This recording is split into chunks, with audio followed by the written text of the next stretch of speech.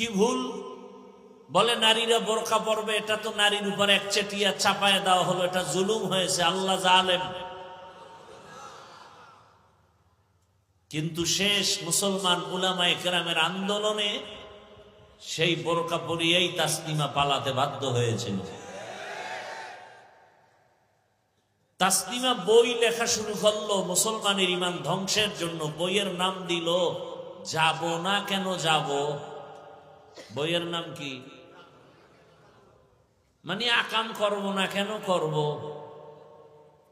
বইয়ের মধ্যে ওই তাসলিমা লেখলো, আমি তাসলিমার পেট আমার শরীরের অংশ, এখানে একজন স্বামী বাচ্চা দিবে, এটাও জুলুম।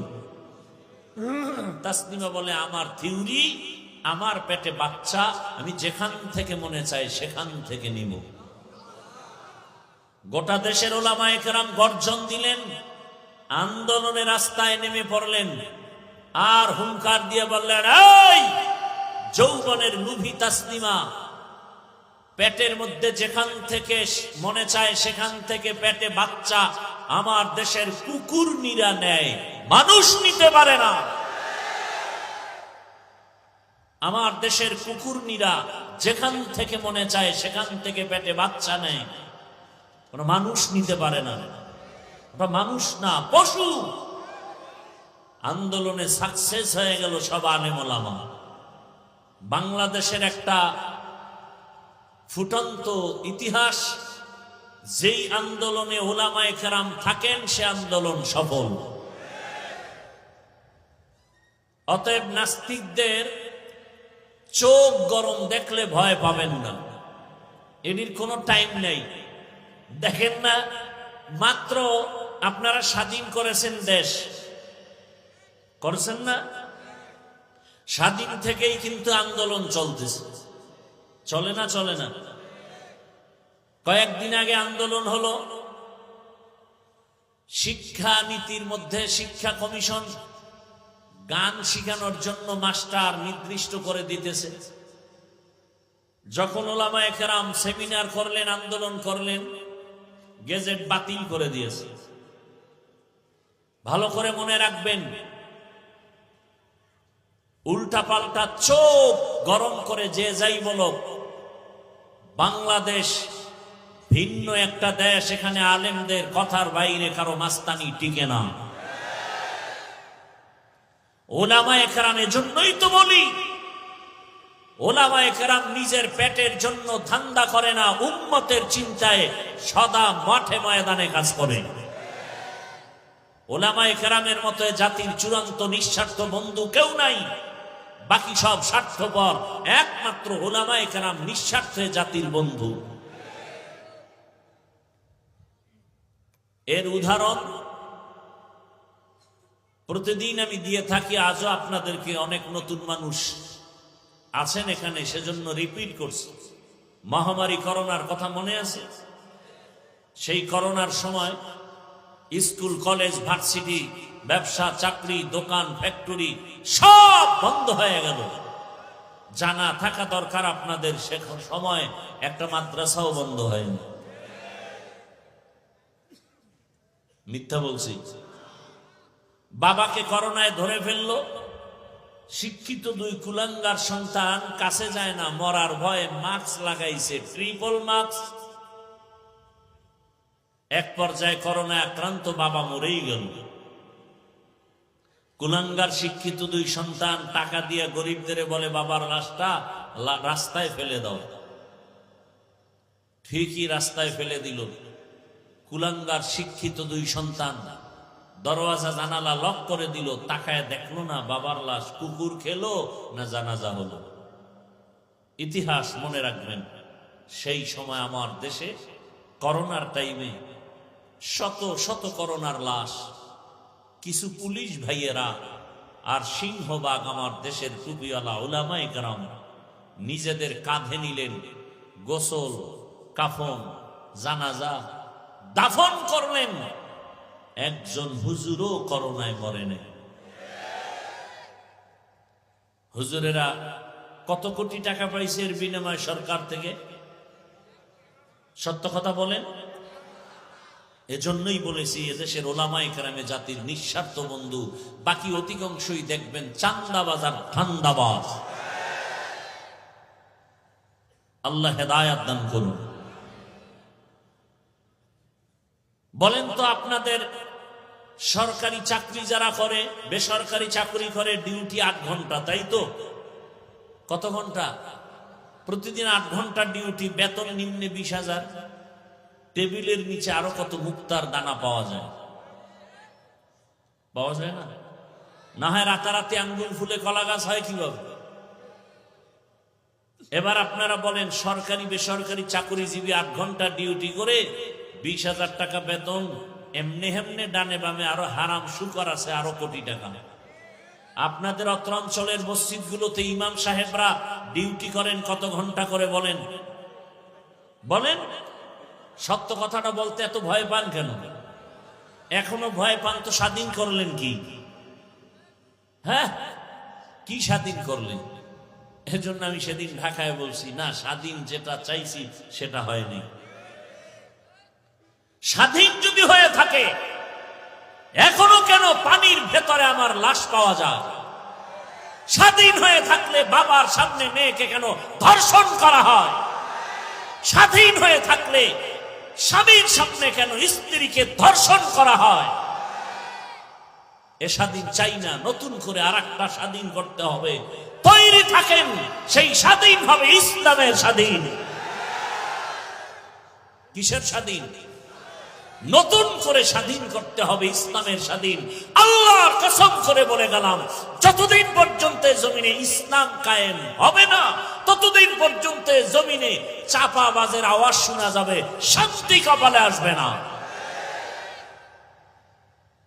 শান্তির একমাত্র ঠিকানার নাম ইসলাম।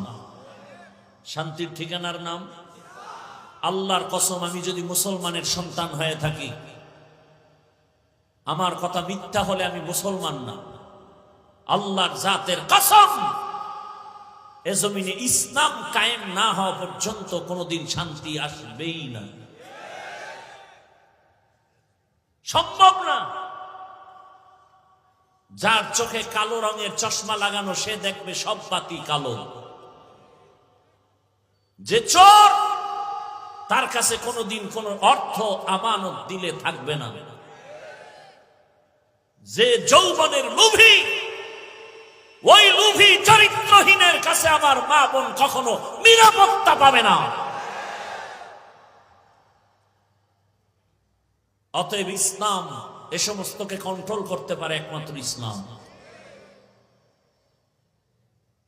আল্লাহ হেদায়াত দান করুন।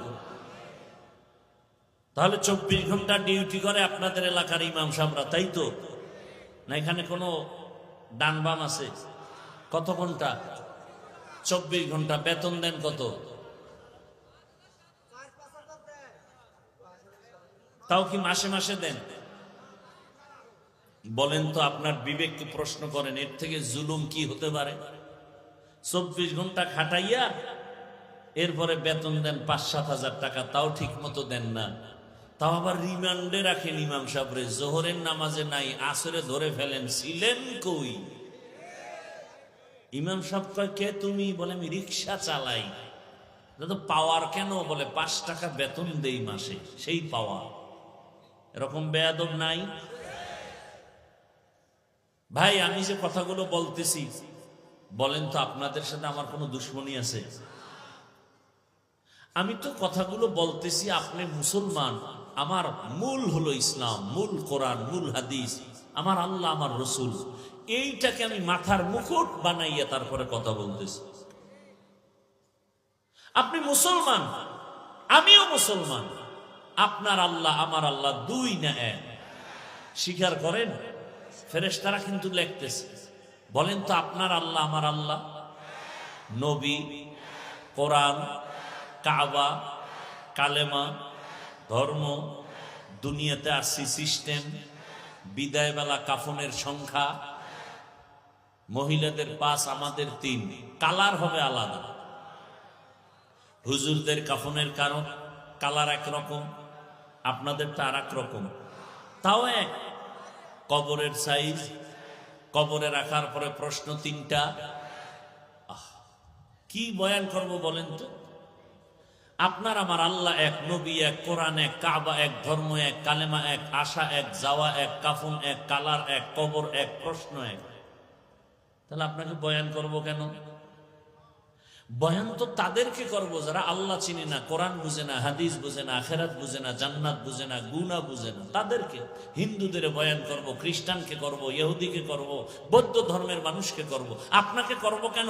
আপনি তো আল্লাহ মানেন, নবী মানেন, কোরআন বুঝেন, হাদিস বুঝেন, জান্নাত বুঝেন, জাহান্নাম বুঝেন, আপনাকে করব কেন? অথচ আমি টুপি মাথায় না দিলে লজ্জা পাই, আর আপনি এমন মুসলমান যে টুপি দিতে লজ্জা পান। আমি মুসলমান, দাড়ি কাটতে লজ্জা পাই, আপনি মুসলমান, দাড়ি রাখতে লজ্জা পান। আমিও মুসলমান, আপনিও মুসলমান, আমি মসজিদে না ঢুকলে লজ্জা পাই, আর আপনি মসজিদে ঢুকতে গেলে লজ্জা পান। এই বুঝটাকে ঠিক করার জন্যই আমাদের বয়ান, আর কিছু না। এই বুঝটা ঠিক দেখেন। বয়ান কিন্তু আপনারা সব জানেন। মিথ্যা বলা কি সওয়াব? গালি দেওয়া, চুরি করা, ডাকাতি করা, জুলুম করা, মা বাবার সাথে বেয়াদবি, তো সব বয়ানই তো জানেন। আমরা তো এডিই বলি, আমরা এর বাইরে বলবো?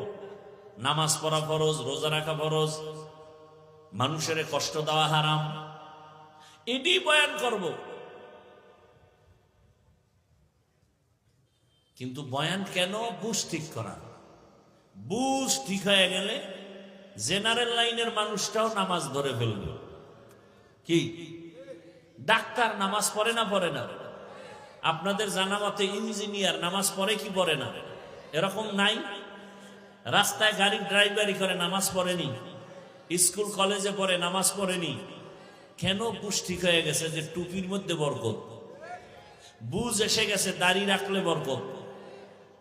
আর বুঝ যদি ঠিক না হয় তো আমি হুজুরেও মহিলাকে পাশে বসাইয়া ইফতার করব। কেন? আমার বুঝ ঠিক হয় নাই। আমি ভাবতেছি পর্দা মাঝে মাঝে ছেড়ে দিলেও মনে হয় কিছু পাওয়া যায়। কিসের লোভ? সম্মানের চেয়ার পাওয়ার লোভ। আল্লাহ হেদায়াত দান করুন।